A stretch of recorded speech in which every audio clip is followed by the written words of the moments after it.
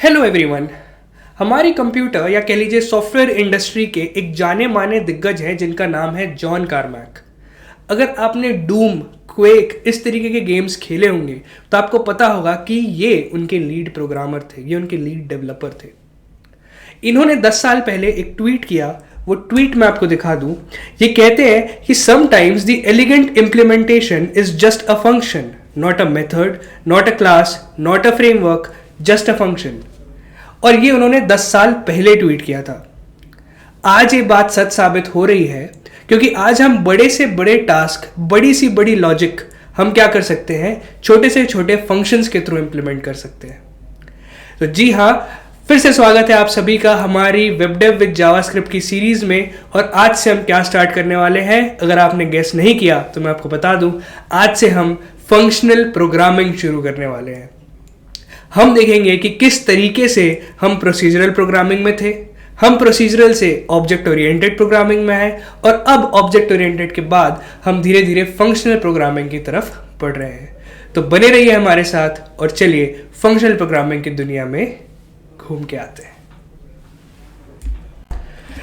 तो जैसा कि आपको पता ही है कि दो जो मोस्ट कॉमनली यूज्ड पैराडाइम हमारे पास में थे प्रोग्रामिंग के, वो कौन कौन से थे। एक था हमारा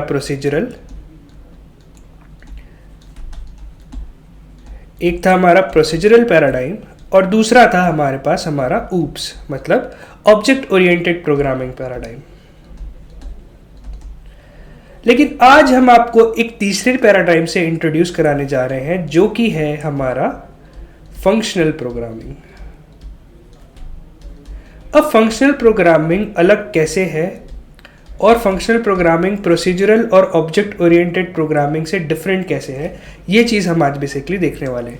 तो जैसे कि आपको पता है कि प्रोसीजरल पैराडाइम में क्या होता था कि बेसिकली हम एक सिंगल लाइन में सारे कोड लिखते रहते थे और हमको प्रोसीजर का ध्यान रखना होता था कि भाई हम कैसे काम करेंगे, है ना, हाउ टू डू।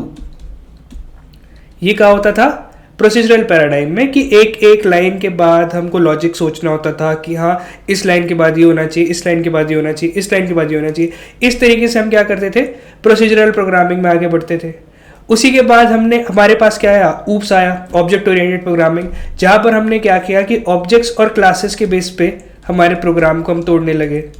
जहाँ हम क्लासेस के बेसिस पे ऑब्जेक्ट्स बनाते थे और उन ऑब्जेक्ट्स के हिसाब से हम हमारे प्रोग्राम को रन कराने की कोशिश करते थे, है ना।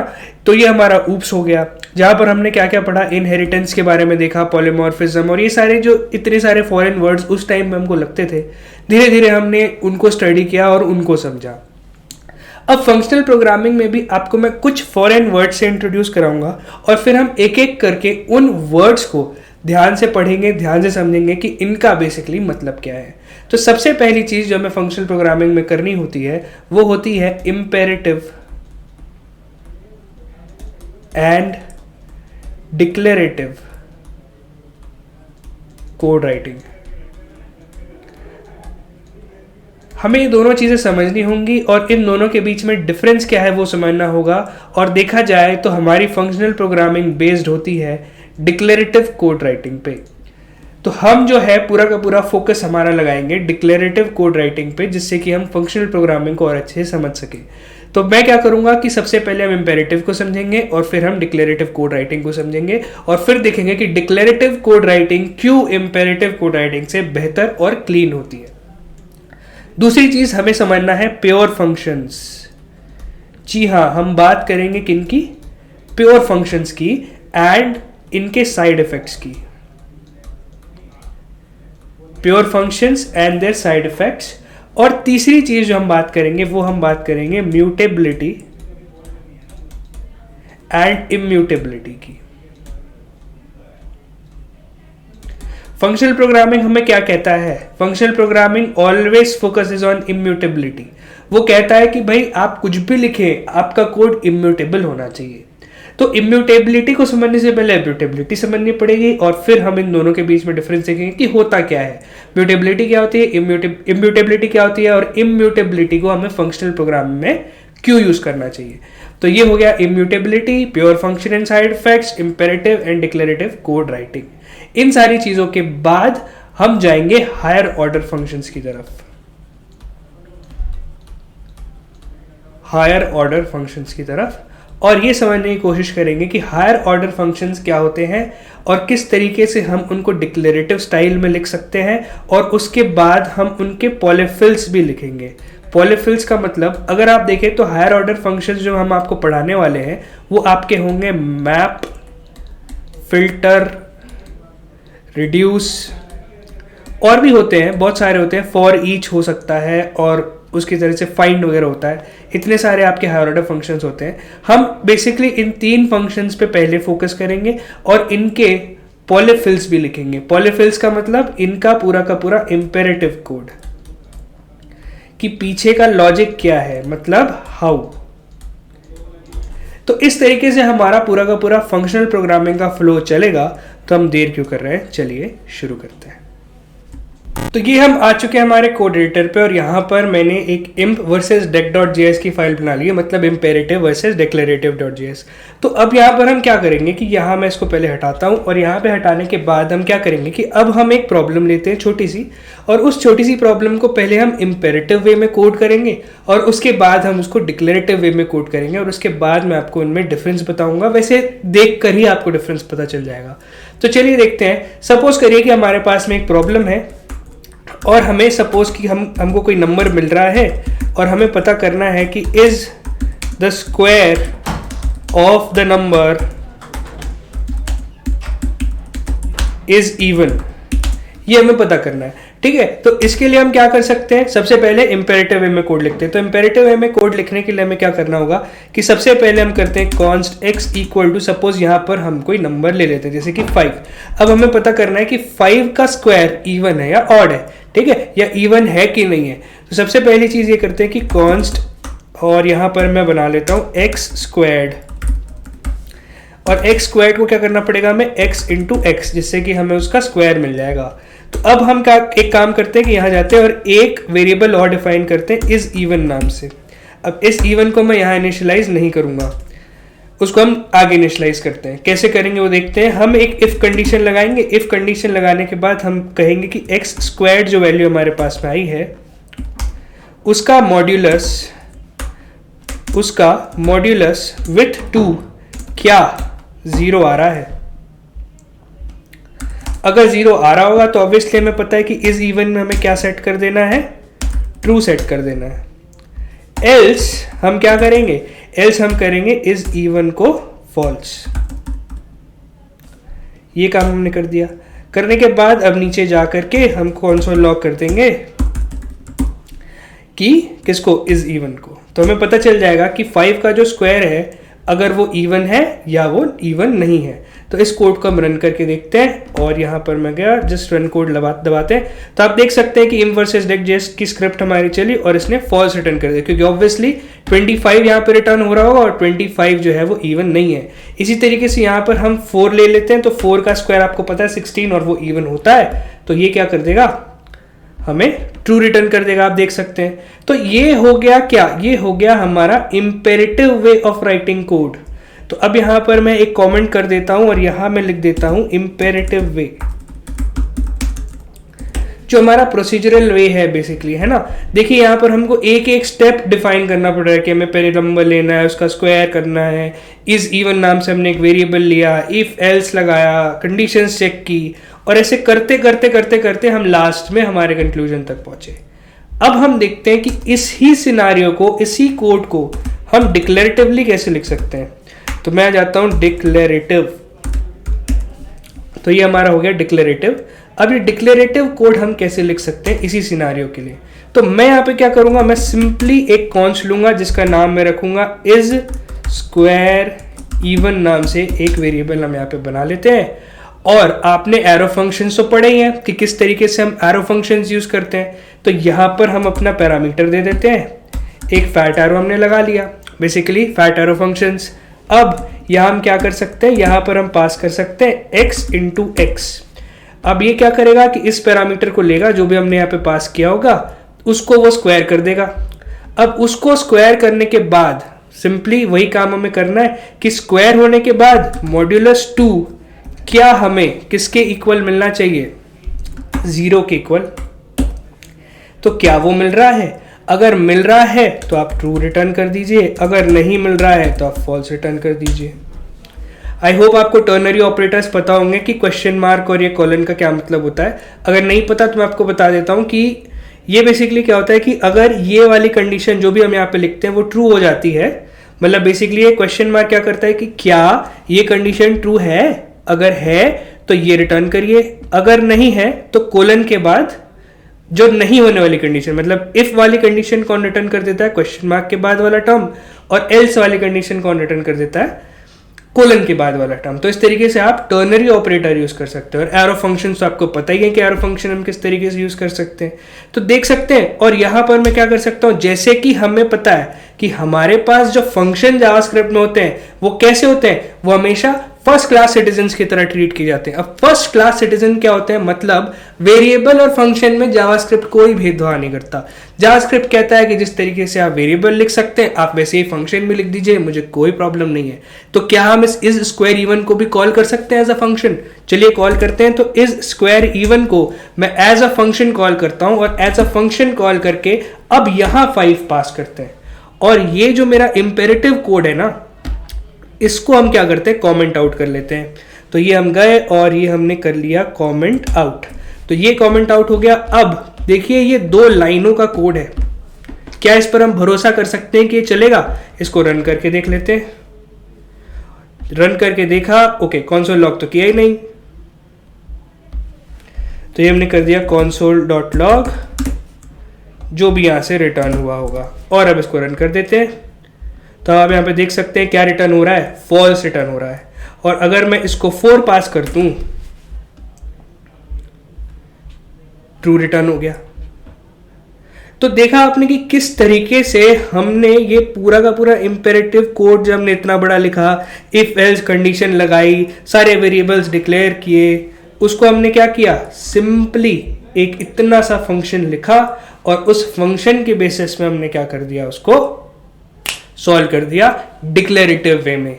तो यही डिफरेंस है कि इंपेरेटिव वे फोकस किस पे कर रहा था, इंपेरेटिव वे फोकस कर रहा था कि how to go, right, how to go about a problem, and declarative way क्या कर रहा है, व्हाट इज द प्रॉब्लम, कि भाई मुझे प्रॉब्लम दीजिए मैं आपको सोल्यूशन दूंगा। जबकि इंपेरेटिव वे क्या कर रहा था, मुझे प्रॉब्लम दीजिए, मैं एक एक स्टेप उसका लिखूंगा, उसमें मुझे एक एक स्टेप, उसमें एक एक प्रोसीजर बताइए, तब जाकर के मैं आपका कोड चलाऊंगा।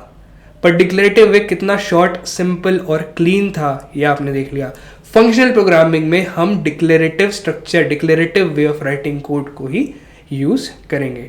तो ये हमारा फर्स्ट पॉइंट हो गया कि इंपेरेटिव डिक्लेरेटिव में फंक्शन डिफरेंस क्या होता है और हम डिक्लेरेटिव को क्यों यूज करते हैं। सेकेंड चीज हम देखते हैं प्योर फंक्शंस। तो बेसिकली हम बात करेंगे इम्प्योर एंड प्योर फंक्शन की, और प्योर फंक्शन ही क्यों सजेस्टेड है और रिकमेंडेड है हमें फंक्शनल प्रोग्रामिंग में यूज करने के लिए, हम उसकी भी बात करेंगे। तो सबसे पहले मैं यहाँ पे लिख देता हूँ इम्प्योर फंक्शन, एक कमेंट यहाँ पे डाल देते हैं, और यहाँ पर हम क्या लिखेंगे, यहाँ पर हम लिखेंगे एक इम्प्योर फंक्शन को। तो चलिए लिखते हैं। तो सबसे पहले एक वेरिएबल मैं यहाँ पे डिफाइन कर लेता हूँ, लेट a इक्वल टू 4, और यहाँ पर हम एक फंक्शन लिखते हैं एड नम नाम से, और एड नम बेसिकली कोई पैरामीटर लेता होगा, सपोज b लेता होगा, और यहां पर हम कंसोल लॉग कर देते हैं द सम इज, और यहां पे मैं जाकर a प्लस b कर देता हूं। तो ये हमने कर दिया, और अब इस फंक्शन को हम कॉल कर लेते हैं एड नम, और यहां पर कुछ एक पैरामीटर पास कर देते हैं, जैसे कि 2 पास कर दिया। तो अब आप देख सकते हैं कि क्या होना चाहिए, a यहाँ पर है, a यहाँ से आ जाएगा 4, और यहाँ 2 पास किया हुआ है, तो b की जगह 2, मतलब 4 और 2 6, तो ये हमको मिल जाना चाहिए। कोड रन करते हैं, और यहाँ पे आप देख सकते हैं कि द सम इज 6। आप इसको इग्नोर कर सकते हैं, ये मैं पहले क्लियर कर दें, उसके बाद हम इसको रन करते हैं, और ये हमने किया रन, और यहाँ आप देख सकते हैं द सम इज 6 बेसिकली इस कोड के लिए। अब इस कोड के लिए क्या है कि ये चीज आप देखिए कि अगर मैं 4 को चेंज करके 7 बना दूं, और 7 बनाने के बाद इस फंक्शन को कॉल करें, तो आप देख पाएंगे the sum is 9, sum change हो जाएगा। बेसिकली ऑब्वियस सी बात है कि अगर वो 7 है और हमने 2 पास किया है तो सम तो 9 हो जाएगा। लेकिन यहाँ पे ध्यान देने वाली कौन सी बात है, यहाँ पे ध्यान देने वाली ये बात है कि जब हम इस फंक्शन को लिख रहे हैं, जब हम इस फंक्शन को कॉल कर रहे हैं, तो हम इस फंक्शन को 2 से कॉल कर रहे हैं। हम इस फंक्शन को 2 से कॉल कर रहे हैं, से मेरा मतलब क्या है कि जब जब भी हम इसको 2 से कॉल करें ये हमें डिफरेंट रिजल्ट दे सकता है। हम उसको सेम आर्ग्यूमेंट से कॉल कर रहे हैं लेकिन वो हमको रिजल्ट डिफरेंट दे रहा है। जैसे कि आप देखिए, मैं इसको ऐड नम को कितनी भी बार 2 से कॉल करूं और इस नंबर को मैं चेंज करता रहूं, मैंने कर दिया 7, मैंने कर दिया 9 कर दिया सपोज, अब आंसर मेरा क्या आ जाएगा, 11 आ जाएगा। तो बेसिकली एक फंक्शन को हम सेम आर्ग्यूमेंट पास कर रहे हैं लेकिन वो बार बार हमें डिफरेंट रिजल्ट दे रहा है। ये एक इम्प्योर फंक्शन है। क्यों? क्योंकि ये एक एक्सटर्नल फैक्टर पे डिपेंड कर रहा है और वो एक्सटर्नल फैक्टर क्या है, वो है ये वेरिएबल ए, वो है ये वेरिएबल ए जो कि एक एक्सटर्नल फैक्टर है। और कोई भी फंक्शन कभी भी एक्सटर्नल फैक्टर पे डिपेंड ना करे, ये फंक्शनल प्रोग्रामिंग का रूल है। तो अब इसी फंक्शन को आप किस तरीके से प्योर फंक्शन बना सकते हैं, तो चलिए हम वो भी करके देखते हैं। तो ये तो इम्प्योर फंक्शन था, अब इसको हम प्योर बनाएंगे। तो अब हम इसको लिखने जा रहे हैं एज अ प्योर फंक्शन। तो चलिए उसको हम प्योर फंक्शन के तरीके से लिखते हैं। तो हम यहाँ पे करते हैं फंक्शन ऐड नम और यहां पर मैं दोनों के दोनों पैरामीटर्स को पास करूंगा जो भी मैं पास करने वाला हूं। एज आर्ग्यूमेंट जो भी मैं पास करूंगा वो दोनों पैरामीटर्स मेरे यहां पे पास होने चाहिए। और अब यहां पर मैं क्या करता हूं, console.log द सम इज, और यहां अब हम पास करते हैं a+b। तो अब आप देखिए कि ये फंक्शन को जब हम कॉल करेंगे, ऐड नम को हमने कॉल किया विथ अ नंबर 2 and 3, और मैं ये प्योर वाले को यहाँ से क्या कर देता हूँ, इसको कमेंट आउट कर देता हूँ। और ये फंक्शन जब हम कॉल करेंगे तो ये फंक्शन बेसिकली क्या है कि ये किसी भी एक्सटर्नल फैक्टर या किसी एक्सटर्नल वेरिएबल पर डिपेंडेंट नहीं है। तो इसको हम जब भी रन करेंगे तो आप देखिए द सम इज 5 हमारे पास में आ रहा है। तो जब जब भी आप इसको 2 और 3 के साथ कॉल करेंगे तो आपको सेम रिजल्ट ही मिलेगा। और यही प्योर फंक्शन की डेफिनेशन है कि एक ऐसा फंक्शन जिसको जब आप कॉल करें विथ सेम आर्ग्यूमेंट्स वो आपको हमेशा सेम रिजल्ट वापस करे। इसको यहां पे बैठा लीजिए कि a pure function is a function that will always return the same result for the same set of arguments. ये होता है प्योर फंक्शन। लेकिन इस फंक्शन में भी अभी एक छोटी सी प्रॉब्लम है, और वो प्रॉब्लम क्या है, वो प्रॉब्लम है इस console.log की। और ये console.log है, इसी को हम क्या कहते हैं, साइड इफेक्ट। साइड इफेक्ट बहुत तरीके के हो सकते हैं, बट फॉर एग्जाम्पल अभी आप इस console.log को ही एज अ साइड इफेक्ट मान सकते हैं। क्यों? क्योंकि प्योर फंक्शन की क्या डेफिनेशन है कि भाई सेम सेट होना, सेम सेट ऑफ आर्ग्यूमेंट के लिए सेम रिजल्ट आना चाहिए। लेकिन फंक्शनल प्रोग्रामिंग एक चीज हमको और ऐड करके देती है कि भाई हमारा स्टेट म्यूटेट नहीं होना चाहिए। स्टेट म्यूटेट नहीं होना चाहिए का मतलब उस फंक्शन के अलावा, उस फंक्शन के रिजल्ट के अलावा आपके किसी भी एक्सटर्नल फैक्टर में कोई चेंज नहीं आना चाहिए। लेकिन आप देख सकते हैं कि console.log जब हम करते हैं किसी भी फंक्शन से तो वो क्या करता है, वो हमारी एक्सटर्नल स्क्रीन यूज कर रहा है और स्क्रीन यूज करके वहां पर क्या करेगा, हमारे रिजल्ट को आउटपुट करेगा ना। तो बेसिकली क्या हुआ कि उस फंक्शन का सिर्फ वही दायरा नहीं रहा, उस फंक्शन ने किसी एक्सटर्नल फैक्टर को भी क्या कर लिया, चेंज कर दिया, या वहां पर कुछ म्यूटेट कर दिया, वहां पर कोई वैल्यू दे दी। तो इसलिए क्या होता है कि ये चीज होती है साइड इफेक्ट्स। अब साइड इफेक्ट्स ऐसा नहीं है कि हमेशा बुरे होते हैं, कई बार ऐसा होता है कि हमें साइड इफेक्ट वाले कोड लिखने पड़ते हैं, एंड दैट्स कंप्लीटली नॉर्मल। लेकिन हम क्या चाहते हैं कि ज्यादातर हम इन साइड इफेक्ट्स को अवॉइड करें। तो अब इस साइड इफेक्ट को हम अवॉइड कैसे कर सकते हैं, हम इसको अवॉइड कर सकते हैं कि इस फंक्शन को हम कभी भी इम्प्योरिटी इसमें ना डालें, इसमें कोई साइड इफेक्ट ना हो। इसके लिए हम क्या कर सकते हैं, a+b को यहां से रिटर्न कर सकते हैं। रिटर्न करने के बाद हम इस फंक्शन को कॉल करने के बाद इस पे क्या कर सकते हैं, console.log कर सकते हैं। तो अब अगर मैं यहां पर इस ऐड नंबर को कॉल करने के बाद इसको console.log कर दूं और इस ऐड नंबर को हम इस console.log में भेज देते हैं, ये हमने इसको कट कर लिया और यहां इसको पेस्ट कर दिया। तो अब बेसिकली क्या होगा, यहां से जो भी वैल्यू रिटर्न होगी वो console.log होगी, लेकिन इस फंक्शन के स्कोप के बाहर। हमने उस फंक्शन को कोई छेड़छाड़ी नहीं किया, वो फंक्शन कोई साइड इफेक्ट अब नहीं देगा। तो अब देखते हैं इसको रन करके, और अब आप देख सकते हैं 5 वहां पे रिटर्न हो रहा है। राइट, वहां पे क्या रिटर्न हो रहा है, 5 रिटर्न हो रहा है। तो इस तरीके से हम क्या कर सकते हैं कि ये जो हुआ ये हमारा क्या हुआ, प्योर फंक्शन और impure function, plus pure function के हमने साइड इफेक्ट्स भी देखे। तो नेक्स्ट चीज पे चलते हैं। अब हम बात करते हैं म्यूटेबिलिटी और इम्यूटेबिलिटी की।